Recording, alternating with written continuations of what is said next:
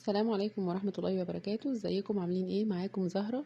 عارفة اني بقالي كتير قوي ما عملتش فيديوهات، بس بإذن الله ربنا يبارك في الوقت والفترة اللي جاية ينزل فيديوهات كتير. هعمل لكم بقى النهاردة، قررت ارجع بحاجة يعني كل الناس بتحبها تقريبا، البسكوت باليانسون. مقاديره سهلة. هحط بيضتين، ده كده اقل مقدار. عايزين تزودوا ضعفوا الكمية. بيضتين في الخلاط، واحط عليهم معلقة خل صغيرة، وهفضل اضرب فيهم لحد ما مقدار البيض يتضاعف يزيد شوية معايا.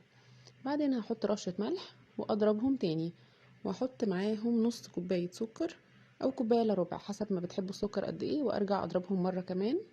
وبعدين هزود عليهم الزيت، هحط حوالي كوباية الا ربع، ممكن تحطوا كمان معاكم لحد كوباية.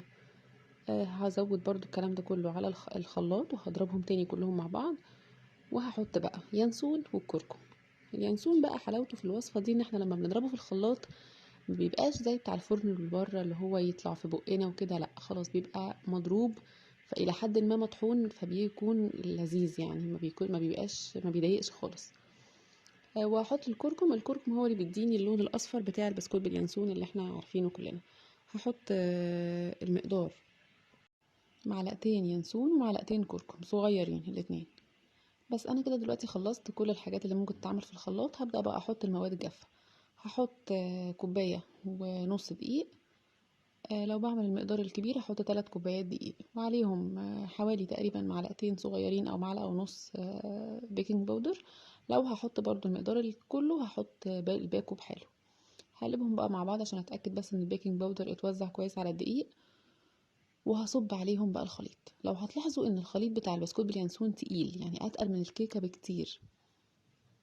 فما تتخضوش، يعني ما تحسوش ان ايه ده في ايه ازاي تقيل كده، لا عادي خالص. هو لما بيدخل الفرن وبيطلع بعد كده هتلاقوا ان ده طبيعي وهيطلع حلو جدا باذن الله. هقلبه بقى. ما تقلقوش برضو لو حسيتوا ان هو لزق في المضرب، مفيش مشكله خالص. بصوا بقى هوريكم حتى لما هحطه في الصينيه هيعمل ازاي معايا. انا بحب استخدم الصواني الالومنيا في الحاجات اللي هي زي الكيكات وزي البسكوتات، بتبقى حلوة. بدهنها زبدة او سمنة مش زيت، عشان الزيت برضو بيخليها تلزق شوية. جربوا كده السمنة او الزبدة، هتلاقوا فرق فظيع في ان الحاجة مش بتلزق وبتطلع زي ما هي. بصوا سمكه بقى تخين، سمكه تقيل بيتحرك، بصوا معايا بصعوبة شوية وانا بحطه، يعني وانا بحركه كده بصوا يعني مش سهل خالص او مش زي الكيك خالص، لا اتقل بكتير بمراحل يعني. هدخله الفرن بقى على درجة حرارة 180، وهطلعه هو في درجة اللون دي مستوي تماما، بس محمرش.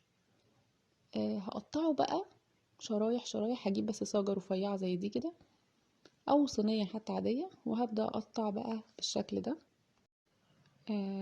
عايزين بقى تحبوه رفيع، انا بحب اقطعه رفيع قوي عشان بحبه مقرمش جدا طبعا، وهو برضو تخين بيبقى حلو قوي، يعني زي ما انتوا حابينه ازاي. هنقطعه بقى كده. طبعا يمكن الصينية بتاخد تقريبا عشان افضيها ممكن تاخد حوالي 3 صواني تانيين، ان انا اطلع منها بسكوت بقى، عشان طبعا بيتحط بالعرض. هرصه بقى في الصاج. انا مش بدهن بقى الصاج اي حاجة خالص تاني، هرصه كله كده كده بالطريقة دي.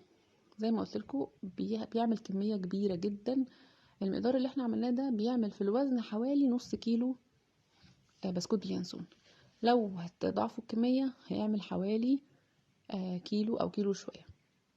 هدخله بقى الفرن وهنطلعه هو لونه كده وبس. هسيبه بره بقى ينشف شويه. مش عايزه اقول لكم مقرمش ازاي، بيدوب ازاي مع كوبايه شاي بلبن، يعني بجد حلو قوي قوي قوي. يعني احنا مدمنينه في البيت.